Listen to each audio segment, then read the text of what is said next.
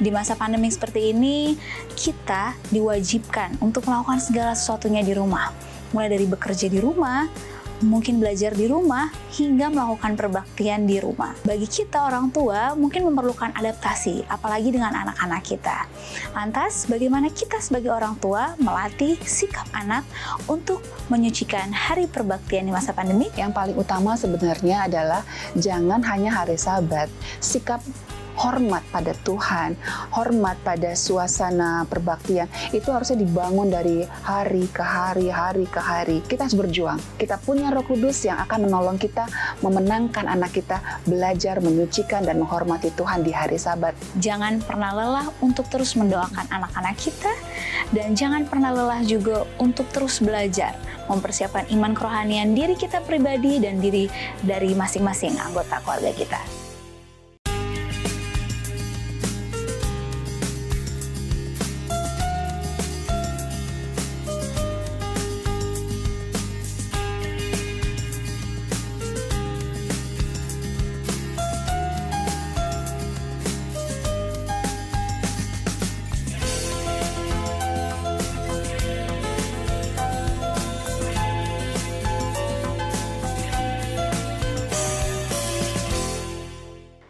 Shalom pemirsa Hope Channel dimanapun Anda berada, senang sekali rasanya kita bertemu kembali dalam program Love Your Child. Satu program yang mengajak kita untuk mendidik dan mengasihi anak-anak menjadikan generasi yang lebih baik. Kami mengharapkan Anda bersama dengan anak-anak Anda dan seluruh keluarga dalam keadaan yang sehat-sehat. Di masa pandemi seperti ini, kita diwajibkan untuk melakukan segala sesuatunya di rumah. Mulai dari bekerja di rumah, mungkin belajar di rumah, hingga melakukan perbaktian di rumah. Nah, bagi kita orang tua mungkin memerlukan adaptasi, apalagi dengan anak-anak kita. Lantas, bagaimana kita sebagai orang tua melatih sikap anak untuk menyucikan hari perbaktian di masa pandemi?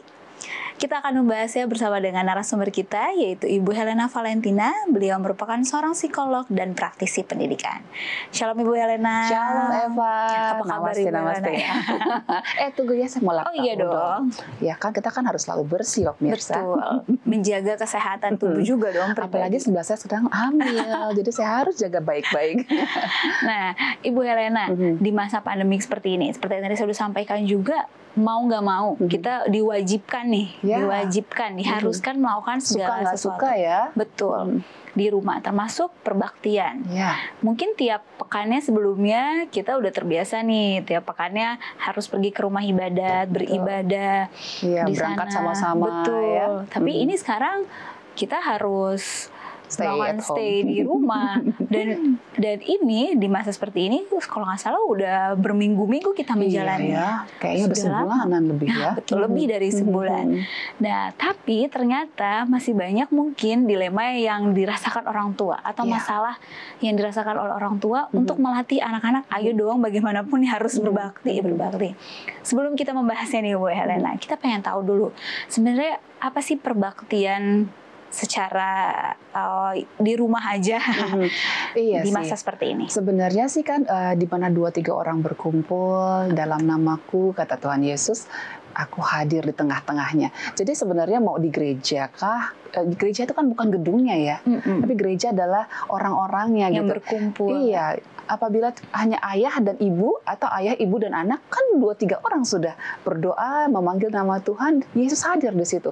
Dan harusnya ketika kita sudah putuskan bahwa kita beribadah di rumah, mestinya sih suasananya tuh sudah dipersiapkan, lalu tempatnya juga sudah diasingkan gitu, sehingga anak-anak bisa mulai membedakan, oh ini loh wilayah untuk beribadah, atau mungkin kita bisa kasih karpet kayak gitu, sehingga anak-anak merasa bahwa berbeda antara hari biasa dengan hari Sabat gitu. Nah, tapi ini dia Bu Helena, namanya di rumah. Setiap hari kita melakukan aktivitas di rumah, sampai mungkin anak-anak pun nggak sadar kalau ternyata oh iya ya, kalau misalnya di gereja atau di rumah ibadat kan orang tua gampang tinggal kasih tahu aja sama orang tua, kayak sama anak-anak, ini di gereja loh nah harus jaga ibadat. Iya, tapi ini jaga sikap ya. iya, tapi ini kan perbaktian selama di rumah. Nah, sebenarnya masalah umum apa aja sih yang terjadi? Yang pasti itu kalau di rumah sangat mudah dimengerti sih sebenarnya, bahwa Ellen White pun mengatakan dalam buku Child Guidance bahwa sebetulnya tempat perbaktian itu tidak boleh multifungsi gitu sebenarnya. Idealnya seperti itu. Supaya apa? Supaya khususnya buat anak-anak ya. Jadi dia bisa menempatkan diri, bisa mengingat, bisa merasakan gitu bahwa ini loh auranya perbaktian itu. Makanya anak-anak akhirnya yang terjadi pada saat hari Sabat sedang berlangsung ibadah secara online ya, atau mungkin melalui Hope Channel gitu, pendeta sedang berkhotbah, ya dia merasa bahwa ini di rumah kan, jadi boleh dong santai duduknya selonjoran gitu ya kan, karena ada sofa gitu, terus ya mungkin juga sambil ngobrol-ngobrol, dan mungkin juga mulai pegang-pegang HP, lalu lirik-lirik sedikit, lama-lama chatting, lama-lama buka-buka buka-buka games. Dan saya dengar ini informasi yang sangat valid bahwa dari historinya ketahuan banyak sekali anak-anak dari keluarga yang memelihara hari Sabat dari jam 10 pagi loh sudah bermain dari jam 10 sampai sore. Bayangkan, berarti pada saat jam perbaktian mereka di mana itu? Mungkin badannya sih fisiknya di sini. Itu tayangan tentang perbaktian atau ibadah antara para partisipan khotbah gitu ya. Tapi dia sendiri begini. Kan kalau udah seperti ini, ada satu hal yang perlu diketahui bahwa ini betul-betul berbahaya. Nah, ini juga jadi mungkin peringatan juga bagi orang tua yang menyaksikan. Seharusnya kalau di rumah kan ruang lingkupnya lebih sedikit. Dengan kata lain, orang tua bisa lebih fokus ke anaknya juga selama mengikuti perbaktian. Tapi masih banyak juga yang kebablasan anak-anaknya malah main games pada hari Sabat ataupun pada jam-jam perbaktian. Dan bukan itu saja, mereka bangunnya seenak hati. Nah kan karena apa? Kan nggak usah pakai waktu perjalanan, tidak ada waktu tempuh menuju ke gereja. Biasanya mungkin waktu tempuh gereja tuh antara setengah jam, 1 jam lah gitu ya. Nah ini kan nggak ada. Jadi bangun tidur bisa langsung ke ruang tamu, terus pakai baju ya baju tidur gitu kan. Nah ini kan masalah ya. Ini masalah, saya pikir ini bukan masalah yang sederhana. Karena apa? Kita nggak tahu sampai kapan ini ibadah online ini akan dilangsungkan. Degradasi keimanan anak-anak ini juga kan kita perlu waspadai gitu. Jangan sampai di akhirnya pada saatnya gue udah bisa ke gereja, ya lebih nyaman di rumah nih. Nggak usah pakai berangkat segala, nggak usah pakai baju rapi, enak di rumah, bisa tidur-tiduran gitu kan. Ini kan berbahaya ya. Nah ini yang perlu kita waspadai khususnya para pemirsa sekalian yang mungkin sekarang lagi kepikiran, oh iya ya benar juga ya, jangan sampai iman kerohanian anak-anak saya setelah selesai masa pandemi ini malah lebih luntur, sehingga nggak ada lagi semangat mereka untuk beribadah ataupun datang ke tempat ibadah. Tadi menarik Bu Helena katakan, coba buat tempatnya supaya berbeda. Kira-kira seperti apa Bu Helena? Karena kan kalau di rumah pasti nggak semua rumah bisa punya ruangan khusus. Iya, itu kan berapa meter persegi tuh. Ya kalau di Jakarta lagi kan bisa cukup mahal. Betul. Tapi kan sebenarnya kita bisa kita buat strategi, kita bisa buat satu kreasi. Misalnya ini kalau hari biasa kita biasa nonton di sini. Oke, ini televisi di mana kita mendengar atau menyaksikan pengkhotbah. Nah, ini ruang tamu misalnya atau ruang keluarga. Nah, biasanya ini hanya sofa-sofa biasa. Nah, mungkin pada hari Jumat ditata atau mungkin diberikan satu wilayah yang ditandai lah gitu, misalnya dikasih karpet kah atau mungkin tikar gitu kan. Sehingga ini hanya dikeluarkan pada hari Sabat gitu. Atau mungkin sedikit dihiasi dengan bantal-bantal barangkali supaya anak-anak bisa lebih nyaman duduk di situ. Sehingga anak-anak merasa bahwa jangan makan di situ ya mulai dari hari Jumat. Jadi kita benar-benar bisa ngerasain ini tempat yang berbeda gitu. Ini tempat yang dimana besok kita pakai untuk beribadah. Nah, jadi ada satu persiapan pengasingan tempat, diasingkan. Jadi kan untuk hari Sabat ini kan bukan milik kita ya hari Sabat ini. Hari Sabat ini kan waktunya Tuhan kan, miliknya Tuhan. Jadi kita nggak boleh mencuri waktunya Tuhan itu untuk melakukan hal-hal yang kita kerjakan selama 6 hari yang lalu kan gitu ya. Jadi pada hari Sabat itu mungkin kita bisa merasakan aura yang berbeda hanya dengan menggunakan karpet atau tikar atau mungkin pernak-pernik bantal. Saya rasa ibu-ibu sanggup untuk menciptakan suasana yang baru ya. Intinya adalah membuat suasana berbeda daripada hari biasanya, supaya anak-anak dan anggota keluarga lainnya juga tahu ini adalah tempat diasingkan untuk perbaktian. Ibu Helena, kita tahan dulu, dan pemirsa sekalian, kita masih akan melanjutkan. Tetaplah bersama dengan kami.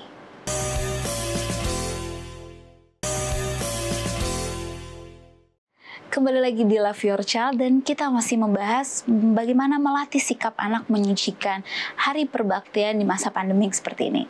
Khususnya ini salah satu tantangan yang mungkin dihadapi oleh para pemirsa, orang tua. Gimana caranya membuat perbaktian di rumah itu juga menjadi satu hal yang menyenangkan bagi anak-anak. Tadi Ibu Helena sudah katakan tips pertama nih, kayak saya bisa bilang ya Ibu Helena ya, buatlah satu tempat yang suasananya berbeda daripada hari-hari seperti biasanya. Dirombak dulu sebentar gitu kan. Nggak harus mewah, nggak harus berlebihan. Kan kasih karpet saja. Nah, itu karpetnya bukan karpet yang kotor ya, yang memang kita sudah tunjukkan pada anak-anak kita, ini karpet untuk keberbaktian, kita bersihkan pada hari Jumat misalnya atau hari-hari sebelumnya, dijemur, diapain. Lalu setelah dipasang, jangan ada yang ke situ ya. Selain untuk berbakti ya, nggak boleh makan di situ, nggak boleh tidur-tiduran di situ gitu. Nah, jadi anak-anak dilatih bahwa ada tempat juga yang diasingkan untuk mengikuti perbaktian.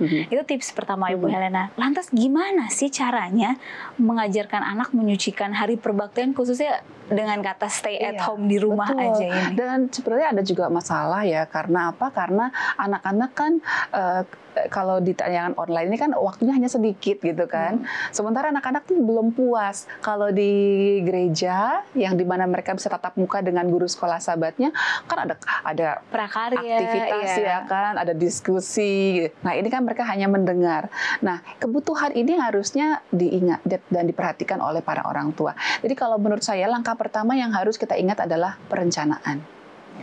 Ya, orang tua pun di rumah harus memiliki perencanaan untuk hari perbaktian ya. Sedangkan Tuhan kita aja menciptakan dunia ini kan dengan perencanaan yang matang sekali kan gitu kan. Jadi seperti apa tuh namanya, tumbuh-tumbuhan dibuat dulu sebelum ada binatang kan gitu kan, artinya apa, disiapkan dulu makanannya kan gitu kan. Nah jadi Tuhan sudah siapkan rencana yang matang sekali. Jadi kita juga diajarkan untuk berencana, menyiapkan diri untuk hari Sabat, hari perbaktian. Kalau kita takut akan Tuhan, kalau kita benar-benar ingin anak-anak ini menjadi generasi penerus yang memelihara perbaktian Sabat dengan benar gitu. Kalau kita abai soal ini, lalu kita lebih memperhatikan kebutuhan saya juga kangen sama teman-teman saya satu gereja gitu. Akhirnya jadi sibuk fitcon sendiri. Ini anak-anak berkeliaran, gentayangan, bergelantungan di langit-langit, kita nggak tahu. Seperti itu kan.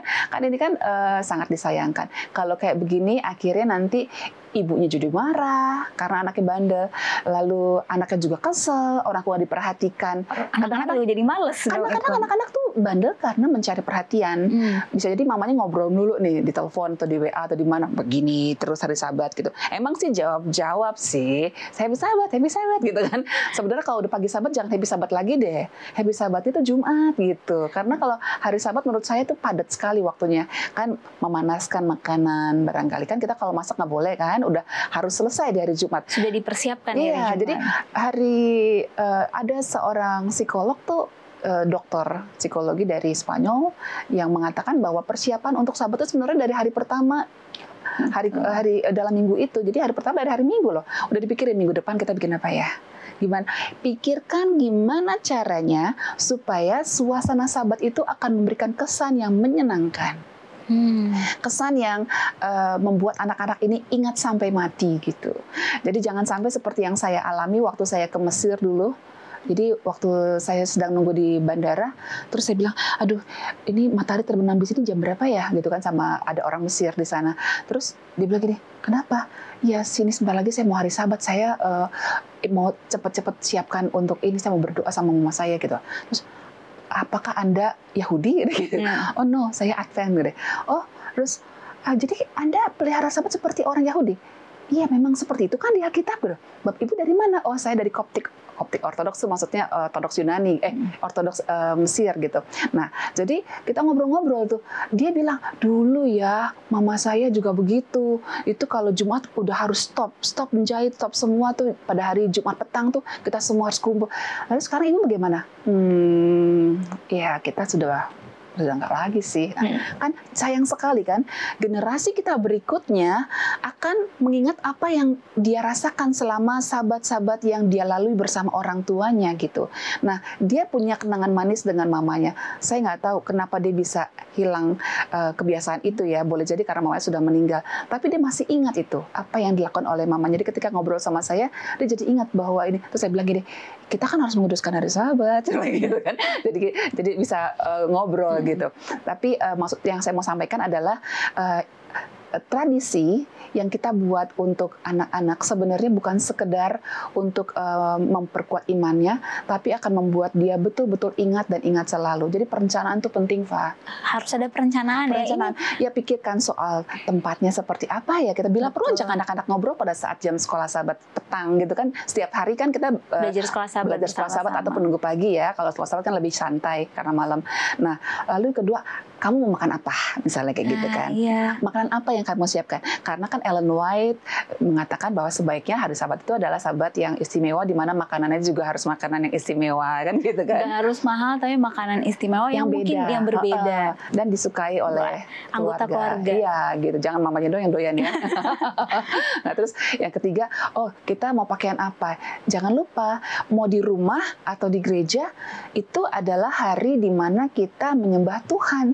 Jadi kalau yang menyembah Tuhan ya pakaiannya kan bukan untuk pakaian ke gereja. Hari Sabat itu kan bukan pakaian untuk pamer kan? Betul. Jadi mau di gereja kah atau di rumah, ya maksudnya pakaiannya tetap rapi gitu loh. Ini juga yang tadi saya mau tanyakan. Apakah penting misalnya kalau kita berbakti di rumah pakai pakaian untuk beribadah juga? Sekarang saya coba sharing karena kebetulan saya di sekolah juga ya. Jadi waktu awal-awal kita home learning, awal-awal belajar di rumah, kita bebaskan semua boleh pakai baju apa aja gitu, termasuk gurunya, karena gurunya kan di rumah, jadi gurunya tuh pakai kaos, nggak make up gitu kan. Aduh, bener-bener deh, ya gimana ya, biasanya lihat gurunya tuh rapi, adalah merah-merahnya sedikit gitu, kok ini jadi kayak berminyak-minyak gitu ya kan. Anak-anak tuh ogah-ogahan. Jadi semangat ya. Jadi waktu kita komunikasi dengan dia nggak dijawab-jawab, dia juga agak on. Dan sekalinya dia muncul udah jam berapa gitu. Aduh, pada kita kasih tugas nggak dikerjakan. Banyak anak-anak yang tidak bisa kita jangkau, ditelepon nggak diangkat. Lalu saya pikir ini kayak nggak beres nih. Akhirnya saya bilang mulai di minggu kedua atau di minggu ketiga ya, saya bilang mulai sekarang semua guru-guru harus dandan, rapikan diri, rapikan rambutnya, nggak boleh ya ikat-ikat rambut kayak karet ya, dan wajahnya harus segar, dan seperti pada saat sekolah mengajar tatap muka gitu, bajunya seragam. Mem, tapi kan nggak ada tapi, harus pakai seragam supaya apa, auranya dapat gitu. Auranya dapat bahwa saya sedang mengajar dan saya ingin memberikan teladan buat anak-anak murid saya. Nah, anak-anak murid juga harus pakai seragam. Tapi kan mereka di rumah. Biar. Jadi dari jam 7 sampai jam 12 mereka harus pakai seragam di rumah dan itu difoto. Setiap hari akan berubah fotonya. Dan itu juga mungkin salah satu alasan kenapa kita beribadah harus rapi, sopan walaupun di rumah. Jadi supaya merasakan mungkin kalau orang tua bisa berpikir gini, saya tahu kok, yang penting saya tahu kok bahwa saya sedang menyembah Tuhan, betul. Tapi anak-anak ini ketika dia pakai baju tidur, terus masih iler-ileran, lalu disuruh tenang pada saat kebaktian, kan susah buat dia untuk membedakan gitu kan. Sesuatu yang abstrak loh, yang namanya menyucikan itu satu hal yang abstrak, susah. Bagi anak-anak apalagi ya. Nah, jadi kita perlu konkret, nyata, bahwa ini loh yang menyucikan, pakaian kita, sikap kita, tempat kita, itu harus diasingkan. Oke, Ibu Helena, kita masih penasaran nih lah, langkah-langkah berikutnya, tips apa lagi sih bagaimana caranya mengajarkan anak-anak untuk menyucikan hari Sabat ataupun hari perbaktian di masa pandemi? Tetaplah bersama dengan kami.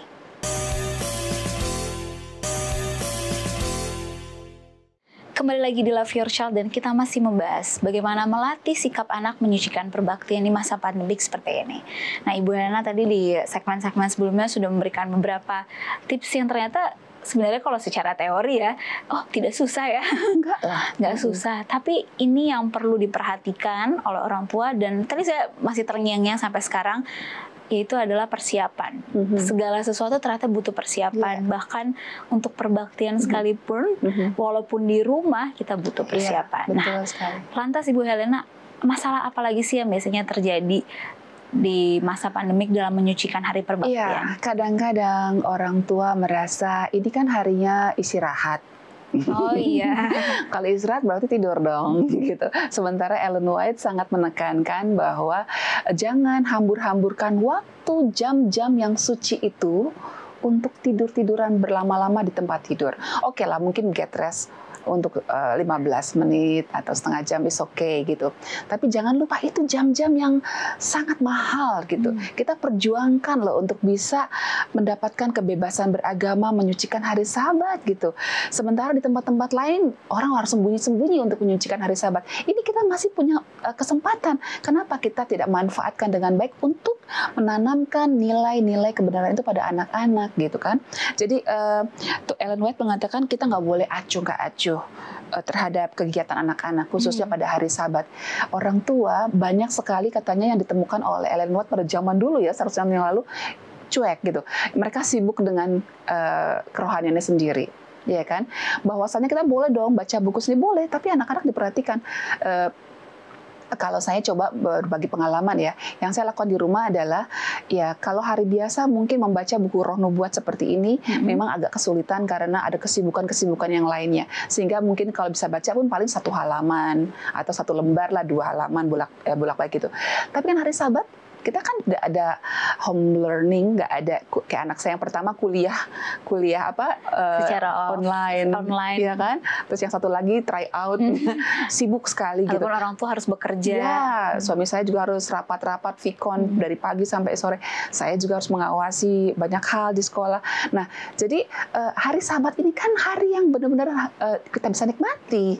Itulah saatnya kita bisa menggali kebenaran-kebenaran, kita diskusikan dengan anak-anak sehingga ada warisan yang kita bisa berikan pada mereka, apalagi ini di rumah. Wah. Ya kan, kalau di gereja mungkin suami atau istri jadi anggota majelis rapat gitu kan, atau mungkin sibuk melawat dan sebagainya, sehingga anak-anak kadang-kadang harus beraktivitas sendiri ya kan di ada dalam kelompoknya.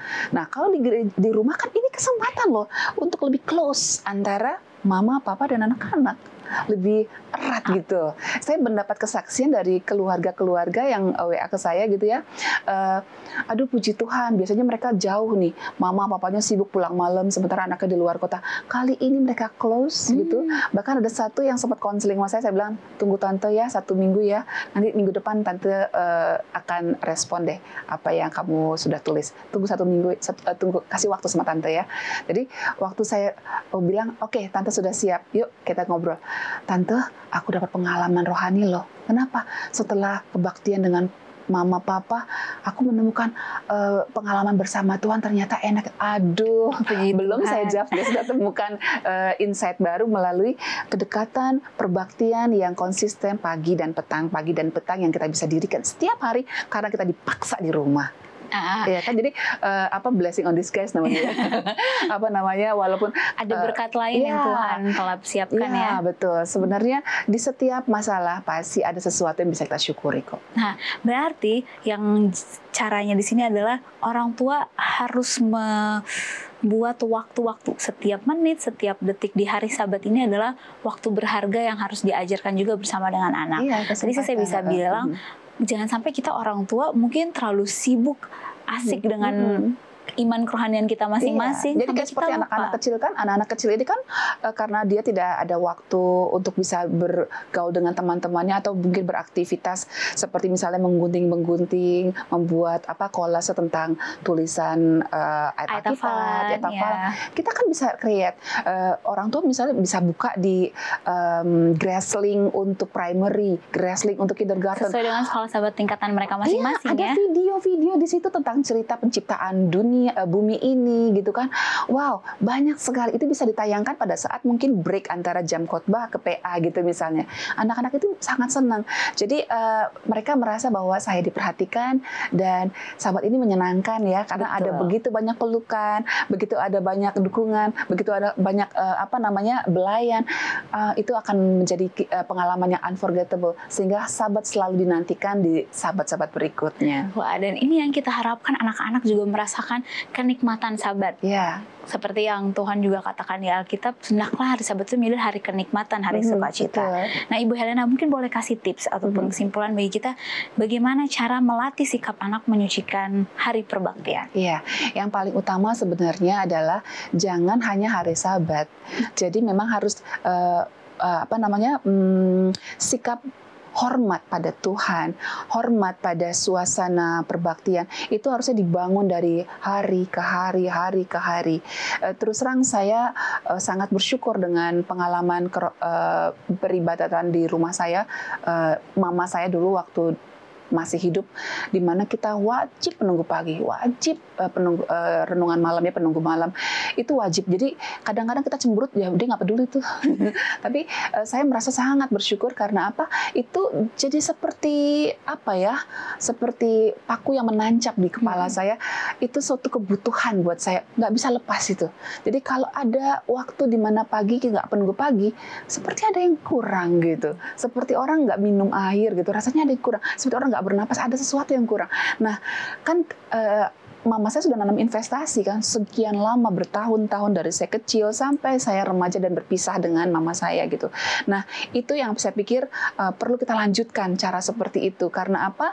Ya kita dianugerahi anak kan tujuannya adalah untuk bisa meneruskan obor kebenaran ini kepada generasi berikutnya, lalu dia nanti buat generasi berikutnya sampai Yesus datang kedua kali.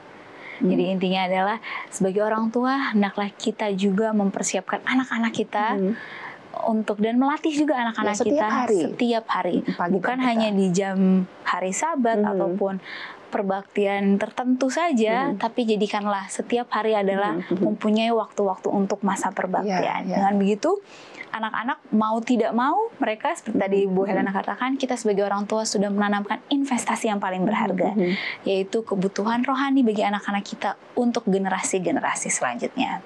Ibu Helena, terima kasih banyak. Sama-sama. Kita telah belajar dan mendapatkan tips. Nah, bagaimana sebagai orang tua mengajarkan anak-anak untuk menyucikan hari perbaktian. Karena hari perbaktian adalah hari yang paling penting juga, di mana bila mana kita telah terbiasa menyucikan hari perbaktian di sini, pada akhirnya juga kita akan menyucikan hari perbaktian itu bersama dengan Tuhan. Dan Eva, jangan takut pada kecemberutnya anak.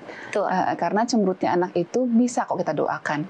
Iya ya, kita doakan. Jadi di samping dia, Tuhan tolong berkati, misalnya anak saya namanya Godwin, berkati Godwin. Dia sepertinya perlu bantuan Roh Kudus untuk bisa menikmati hari Sabat ini. Berikan senyum yang indah di wajahnya. Sampaikan harapan kita. Itu anak saya senyum kok akhirnya. Jadi jangan nyerah. Cemberut ya udahlah. Jangan ya udahlah. Kita harus berjuang. Kita punya Roh Kudus yang akan menolong kita memenangkan anak kita belajar menyucikan dan menghormati Tuhan di hari Sabat dan pagi dan petang. Terima kasih sekali lagi Bu Helena. Sama-sama, dan seperti yang Ibu Helena katakan tadi, jangan pernah lelah untuk terus mendoakan anak-anak kita, dan jangan pernah lelah juga untuk terus belajar mempersiapkan iman kerohanian diri kita pribadi dan diri dari masing-masing anggota keluarga kita.